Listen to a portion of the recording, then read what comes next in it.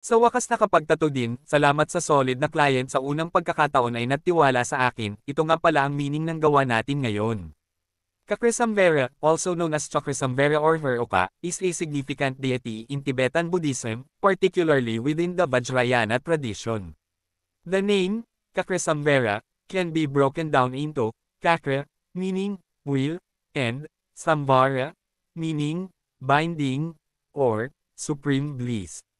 This deity is often associated with the practice of Tantric Yoga and is revered for his role in helping practitioners achieve enlightenment. Kakrisambera is usually depicted in a fierce form, symbolizing the transformation of negative energies into positive ones. His consort, Vajrayogini or Vajravarahi, often accompanies him, representing the union of wisdom and compassion.